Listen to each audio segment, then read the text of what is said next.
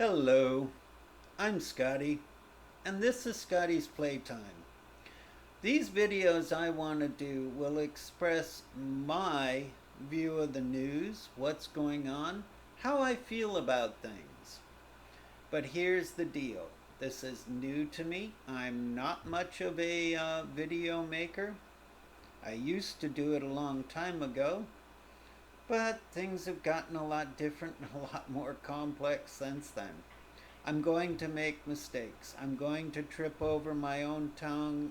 I'm going to uh, probably not always look at the camera. Something that one of the people that used to watch my old videos used to complain about. You're looking at your screen, not at the camera. Well, I'm going to do that, and I'm probably going to make a lot of other mistakes. I definitely will mispronounce words and names. But I will get better the more I do it, and the more you help me by adding comments, telling me what you think I got wrong, and sharing your opinions. Now, a quick note on elections. Now, I had done 3-minute video on this a minute ago and had to stop it because I accidentally doxed myself. Silly me. So, here's the deal. I got this in the mail. I didn't want to show the other side of it because it has my full name, address, and everything. And, well, identity theft is an issue these days, right? So, the reason I'm talking about this is when a Democrat was in charge of the elections here where I live, you used to get a sample ballot. You used to get on their website someplace to go where you could download one. And you could research all the candidates for every office. Go over all the amendments. But now that there is a Republican leading the election office, that's all gone. There is no way to get a ballot off their website. There's very little information except how to register and where to go to vote. Now, the envelope I showed you earlier came in, and it does, I assume Ron opened it, has a sample ballot. I sure hope so, because here in Florida, and I don't mind people knowing I'm in Florida, we moved here when it was a bright blue state with lots of promise, and the Republicans wrecked it. They do all the time. Anytime they get into control, they gerrymander and they change the rules because Republicans want to rule, not represent. Democrats want to represent you. They want to work for you. Now, the reason all this came up was I was looking over here at Joe My God, one of the news sites that I often go to, and I like to read, and it says handicapper moves Nevada Senate race to leans Dems. The Walz and Harris ticket is doing so great. So there's so much enthusiasm. They're for the people 100%, and they don't have a 1940s, 50s, 60s mindset. They're not older people. Remember, the older person in this race is Trump, and he's having immense cognitive decline. He's not doing well, and they're keeping him off the campaign trail. Think about it. If Joe Biden had only done one event on the weekends and not done anything during the week, the news cycles would have had nothing else. They did have nothing else but his age even though he was doing all these other things and still being president. So you have to ask, why the deferential treatment to Trump? Trump gives them headlines. Everything he does can be turned into clickbait and scandals and more views. More views means more advertising money, means more interaction. Remember, their goal is to keep your eyes on their websites, on their videos. Just like I'm hoping I'll keep your eyes on my videos. So anyway, I just wanted you to see that. Another poll or post that Joe has. Harris +4 over Trump in new Emerson National poll. Isn't that great? Doesn't it feel wonderful? But it's still going to take us to turn out. Early voting is starting here soon where I live. I have to go back to that envelope. I have to look through here and find everything I can about those candidates to make sure they're not trying to sneak in a nonpartisan race. They're not trying to sneak in a partisan Republican MAGA person, which, trust me, around here they do a lot. So anyway, it just says that it has her leading 50% over Donald Trump. And it continues to say undecided voters supported Harris, continues to lead by 52 to 48. Third-party candidates on the ballot, Harris and Trump's support evenly decreases by 2 points. Remember, all Kennedy's there for is to help elect Trump. The good news is it seems he pulls from Trump. Wonder why? MAGAs are anti-vaccines. That's a topic for another day. So anyway, don't vote third party. The U.S. has a binary system. I'm sorry, I hate it, I don't like it. But the two parties have gerrymandered that, or not gerrymandered, I'm sorry, tripping over the words. I knew I would do that. They have structured the political system so that only a Democrat or only a Republican can win. All a third-party candidate in a presidential race can do is be a spoiler. Now, Bo of the Fifth Column, which is now done by his wife, who goes by Bell, used to say that if you want to start more political parties in the U.S., if you want to be a multi-party country, you have to start at the bottom. You can't every 4 years jump in at the top and expect it to work. It takes too much money, too many organizations all across 50 states with all different laws and rules. You have to start at the bottom. You have to win school board races. You have to win local county races. You have to win local state races. Once you get those under your belt, then you can move forward.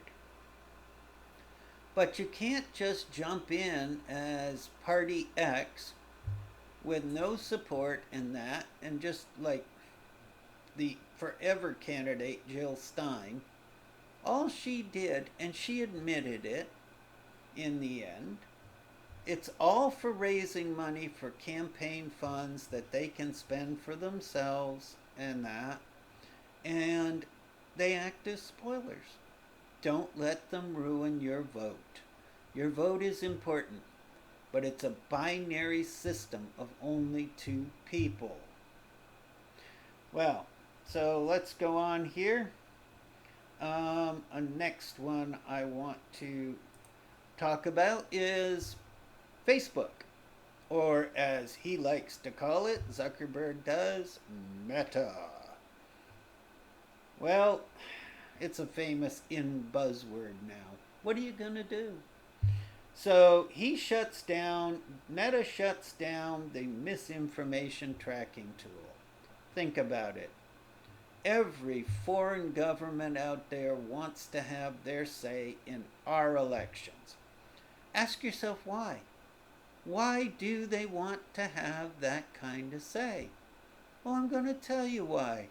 Because they're hoping to influence the candidate of their choice, to give them better benefits.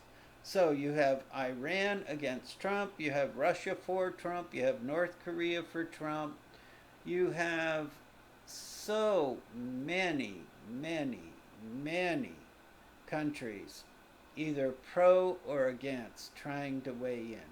Most of the foreign countries who are good at this are for Trump. Yes, Trump's people worked with Russia. There was obstruction of the Mueller report. But the fact is that Russian agents, a lawyer that worked with the Russian intel service, met with Trump's campaign people and Don Jr. in Trump Towers. And yes, they're doing it again today. Now, Trump is not working directly with them, and he was never going to be charged in the Mueller report. People got themselves overwrought over that whole thing. But it was true. There was workings between the campaign and Russia. And yes, Trump hopes to get something from Russia. He really does. Most people too want to see things for them that gain themselves. But anyway, just know that there's a lot of disinformation out there. I see it every day, and it shocks me.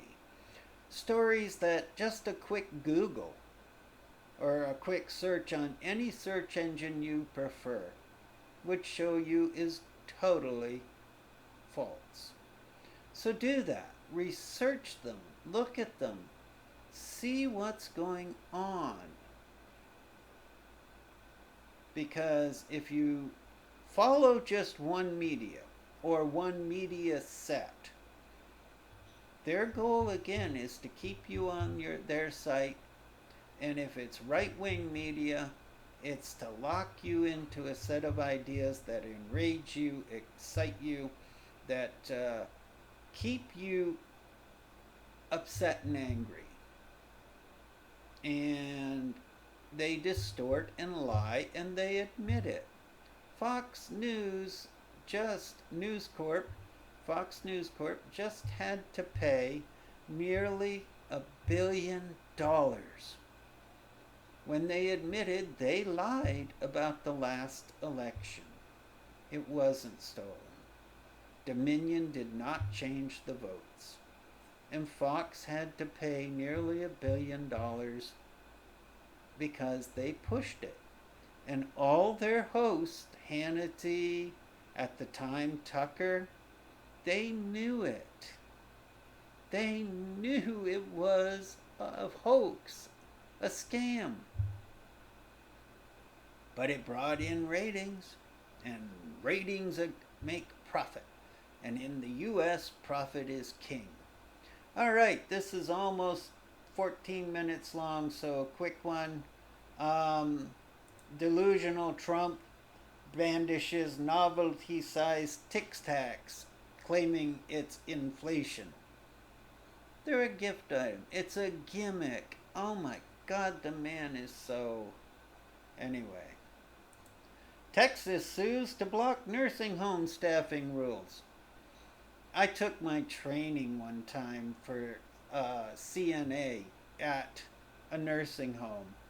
And let me tell you, they need more staff, they're understaffed, and the treatment and conditions of lower income people, Medicare people, let's just say you wouldn't like living that way. And these are elderly people that have no choice. Okay.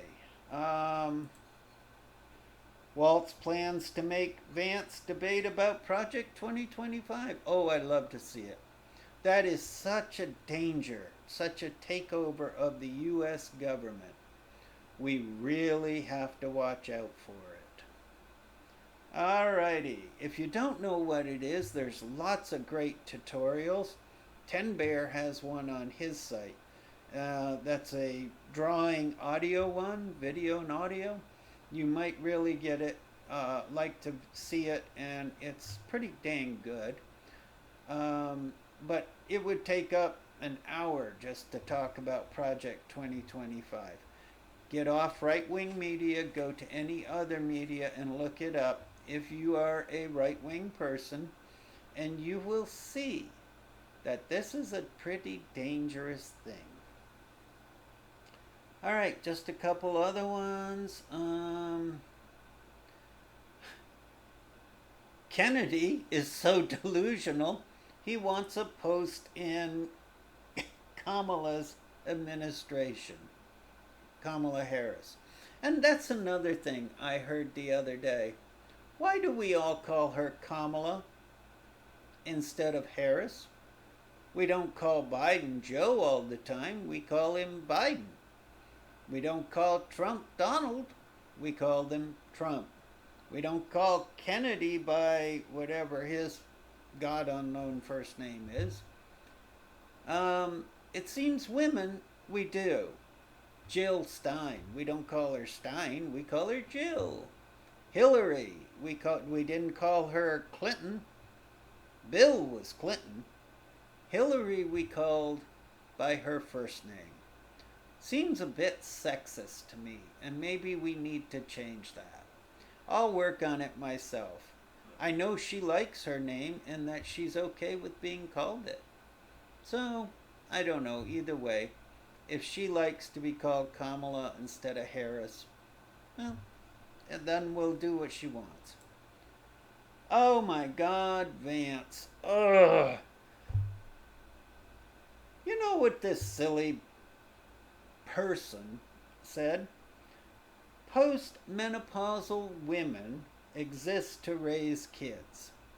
He's reduced women to having no agency except to serve men and do things for men, like raise their children, keep their homes, service them sexually.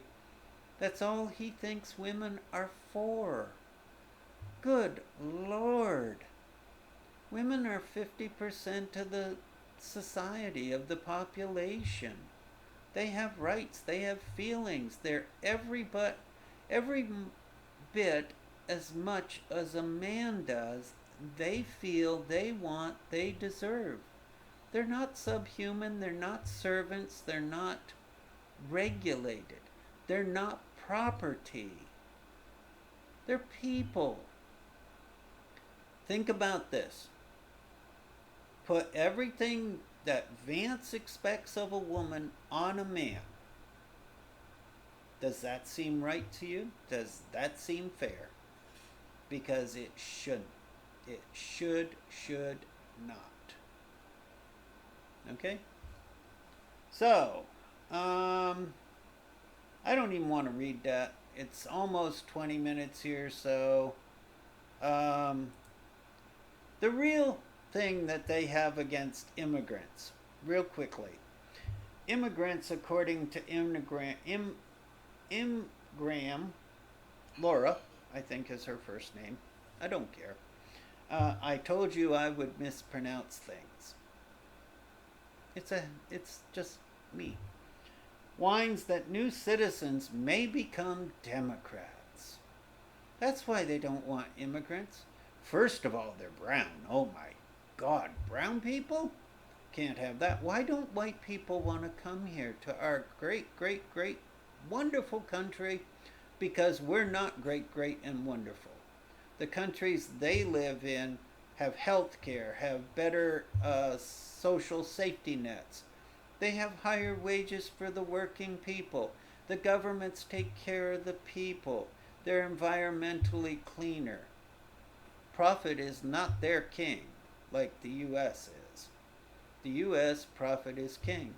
So that's why they don't come here. They come from poorer countries that don't have these things either, and don't have what we have. Now, why would they become Democrats? Well, if you had a choice between a party that proved it hated you and wanted to lock you up and called you racist and called you all sorts of names, dirty, disease ridden, everything else, would you join them?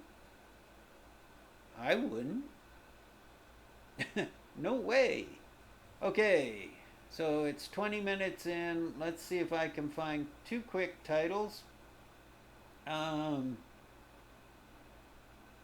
White House slashes.